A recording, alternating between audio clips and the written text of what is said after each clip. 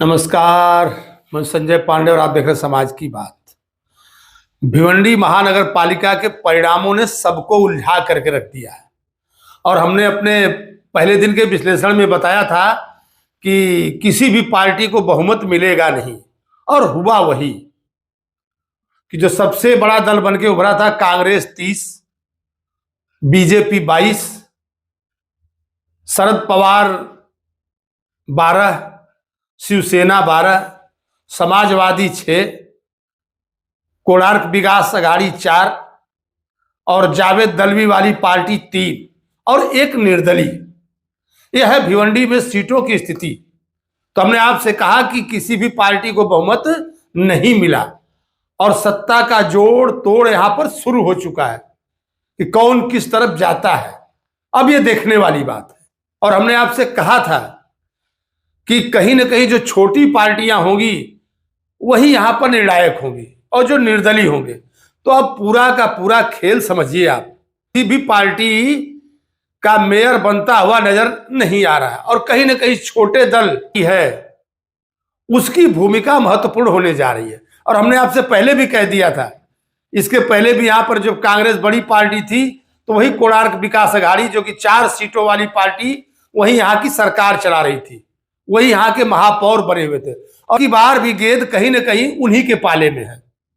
चाहे भले ही उनकी 4 सीटें हो, लेकिन अगर भिवंडी की सरकार बनानी हो, यहाँ के महानगर पालिका में महापौर बिठाना हो, तो बिना उनके कुछ हो नहीं सकता।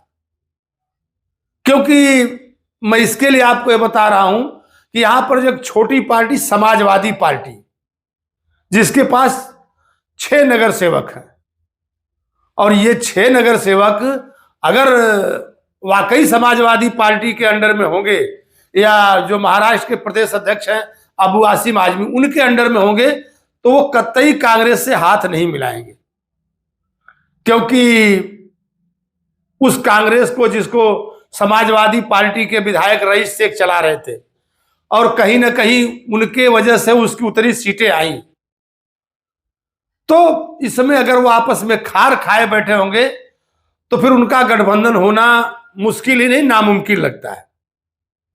मैं आपको बताता चलूं कि जो रशीद ताहिर मोमिन हैं, पूर्व एमएलए, आज जो कि कांग्रेस पार्टी के भिवंडी के सदर हैं, उनका कहना था कि नहीं, जो सेकुलर पार्टियां उनको एक साथ आना चाहिए। यानी बीजेपी शिवसेना को रोकने के लिए वो कह रहे थे कि बाकी जो सेकुलर पार्टियां वो एक साथ आए। साफ साफ उनका कहना था कि समाजवादी पार्टी, राष्ट्रवादी शरद पवार और कांग्रेस, ये तीनों पार्टियां अगर एक साथ आती तो बड़े आसानी से यहां पर उनका महापौर बन सकता है। लेकिन इनकी जो अंदरूनी खींचतान है वो उनको एक साथ आने नहीं देगी। हाँ, कहीं ना कहीं जरूर जो कांग्रेस के 30 जीत करके आए हैं और राष्ट्रवादी शरद पवार के 12 नगर सेवक, तो उनके पीछे कहीं ना कहीं यहाँ के एमएलए रईस शेख का हाथ था। जो कांग्रेस की 30 और राष्ट्रवादी शरद पवार की 12 मिला करके जो 42 होती है, फिर भी वो बहुमत के आंकड़े से 4 पीछे है। और वो 4 सीटें आपको कोणार्क विकास अघाड़ी दे सकती है, वो 6 सीटें समाजवादी पार्टी दे सकती है। और अगर कोणार्क विकास अघाड़ी को दूर रखा जाए तो जो जावेद दलवी हैं उनके हाथ में 3 और एक निर्दलीय, ये 4 ऐसे घुमा फिरा करके यहाँ के महानगर पालिका की गणित बैठती है। लेकिन देखिए ऊंट किस करवट बैठता है, ये देखने वाली बात है। और लेकिन उसमें जो सबसे बड़ी बात है, तो कुछ पार्टियों के आपस में इतने क्रास है, कुछ व्यक्तियों के आपस में इतने क्रास है कि वो शायद एक दूसरे के साथ नहीं मिल सकते हैं। बीजेपी लाख जोर लगा ले, लेकिन उसकी बात बनती नजर नहीं आ रही है। क्योंकि जो कोणार्क विकास अघाड़ी है, कोणार्क विकास अघाड़ी कहीं भी बीजेपी के साथ आती नजर नहीं आएगी।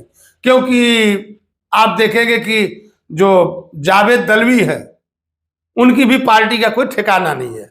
और जो सबसे बड़ी बात है कि राष्ट्रवादी शरद पवार के जो 12 नगर सेवक हैं, अगर वो बीजेपी गठबंधन के साथ आते हैं तो बड़े आसानी से इनकी सरकार बन सकती है। आप देखेंगे कि 22 बीजेपी और 12 दूना के 24 शिवसेना और राष्ट्रवादी शरद पवार। तो इनकी गणित बैठती है, लेकिन क्या ऐसा हो सकता है? हालांकि राजनीति संभावनाओं का खेल है, यहां पर कौन किसके साथ बैठ सकता है ये तो कहा नहीं जा सकता। कभी भी जब दो विरोधी पार्टियां आपस में हाथ मिला लेती हैं तो ये तो महानगर का लोकल इलेक्शन है, यहां पर कभी भी कुछ भी हो सकता है। खैर, आप देखिए कि भिवंडी में आगे आगे होता क्या है, लेकिन कहीं ना कहीं सत्ता की चाबी समाजवादी पार्टी और कोणार्क विकास अघाड़ी, इन दो पार्टियों के हाथ में है। किंग मेकर तो यही बनने वाले हैं, चाहे जिसको बना दे। और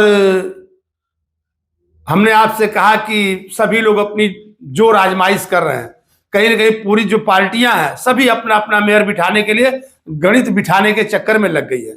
लेकिन देखिए किसकी गणित बैठती है और फिर भिवंडी में क्या होता है, मैं आपके सामने हाजिर होऊंगा। तब तक के लिए धन्यवाद।